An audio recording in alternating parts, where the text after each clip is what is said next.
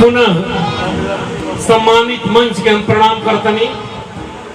हमार नाम कमलेश कुमार ओझा और चुन्ना बाबा, गांव के नाम खरहाटार, जिला बक्सर, बिहार। अरावा सबके झुमावे के कोशिश करतनी। भोजपुरी के बात होता, तुलसी बाबा अवधि में पूरा रामायण लिख देनी, रामचरितमानस लिख देनी, जवन पूरा दुनिया में छा गई। और में मैक्सिमम भोजपुरी के शब्द के प्रयोग कैले बनी वहां के रोआ सबके हम दर्शन करावतनी।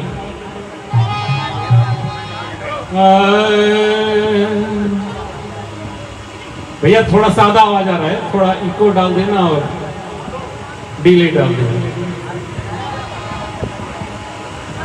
मांगी नावन केवट आना, अकहई तोहार मरम में जाना।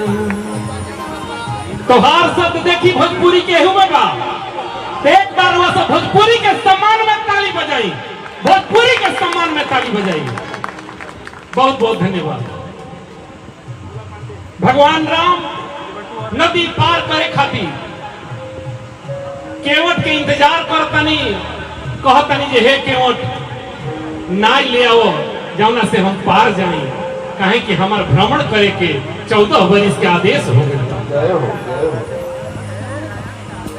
केवट कहता रहे कि हमरो चरण धूलि के मरम जानतनी, एह से हम ना वैसे ना ले, कैसे ले आई। आदरणीय सिन्हा जी बैठल बनी, चक्रपाणी जी इशारा करते हैं कि गाओ, ये हमार सौभाग्य बा कि रुआ सुने खातिर बैठल बनी हमरा के। जब ले अरे पौआ के हो, जब ले अरे पौआ के ले बिना पाखारी प्रभु जी, तबले नाही हम ले जाई ओ हमार प्रभु जी, तबले नाही हम ले जाई ओ हमार प्रभु जी। तबले पौआ के हो, जबले पौआ के ले ना पखारी प्रभु जी, तबले नाही हम ले जाई ओ हमार प्रभु जी, तबले नाही हम ले जाई ओ हमार प्रभु जी।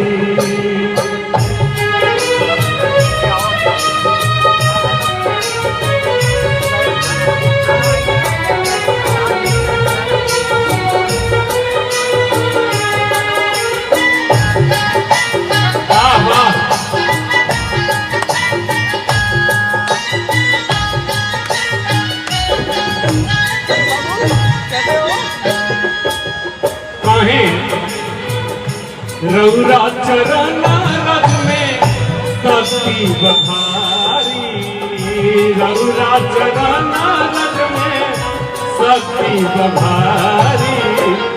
ज्ञान भाई पत्थरों के छुआला से बन जाला नारी,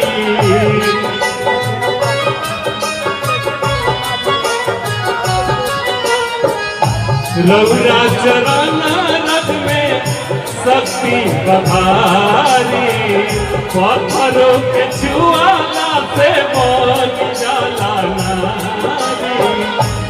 नैया काठ के नुहो, नैया काठ के पत्थर से सुकवार प्रभु जी, तबले नाही हम ले जाए ओ पार प्रभु जी, तबले नाही हम ले जाई ओ पार प्रभु जी।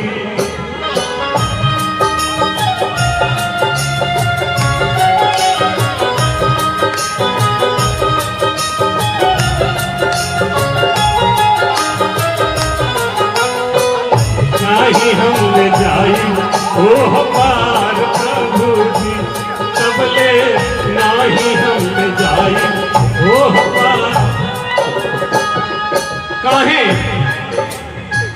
कहता है हे प्रभु, है हमार जिया का बा ये करा के नारी जन बनाई का कहतरे कतना करो भाव बा भक्त भगवान के बीच में देखी कैसे मार्मिक चर्चा होता केवल प्रेम के भूखे भगवान हैं हमारे आडंबरों के भूखे नहीं हैं प्रेम के प्रकट हो ही में जाना प्रभु व्यापक सर्वत्र समान